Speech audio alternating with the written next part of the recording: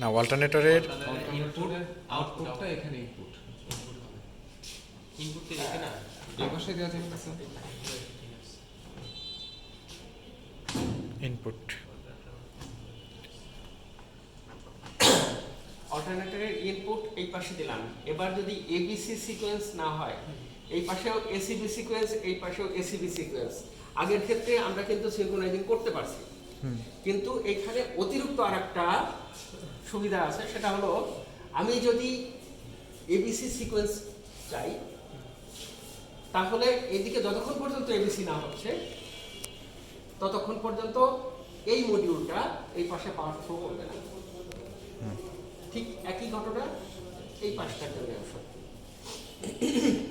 আমরা এটা নিয়েছি অল্টারনেটরের আউটপুট থেকে না, এটা ভুল বলছি। এটা তো আমাদের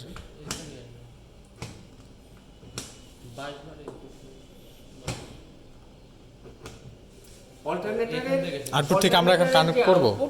সেটা এই পাশে আছে। হ্যাঁ কই যাবে? ওটা পাস কর সরি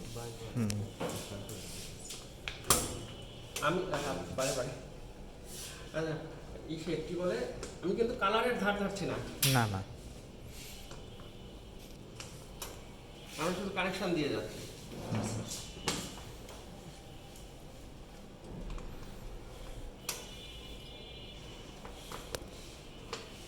বুঝতে পারছি। এই বাসবার থেকে আসবে এখন হচ্ছে এটার ইনপুট আসবে ফ্রম বাসবার ইনপুট। আউটপুট থেকে যাবে এখানে।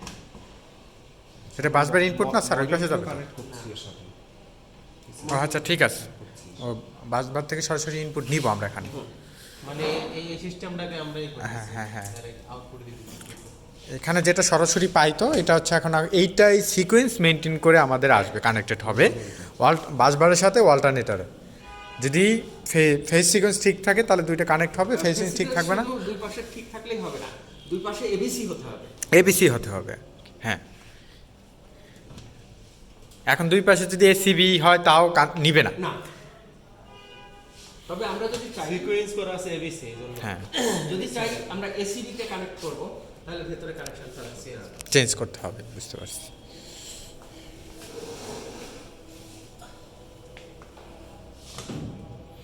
হ্যাঁ আমরা অন করি। দেখবো এখন।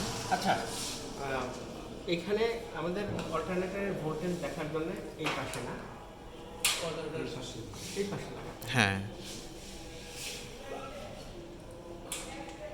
কারণ থ্রো না করলে ওই পাশ থেকে কিছুই দেখা যাবে না। অন করি। জি স্যার।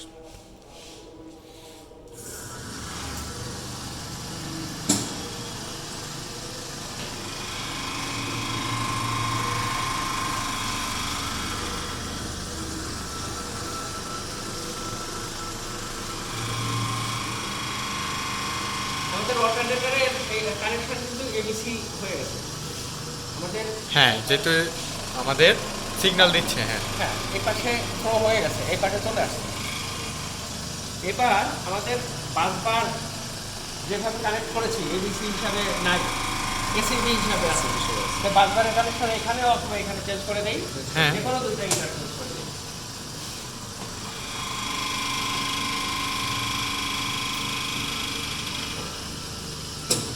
এই যে হয়ে গেছে। এখন ভোল্টেজ এখন আমাদের হচ্ছে ভোল্টেজকে 400 করি।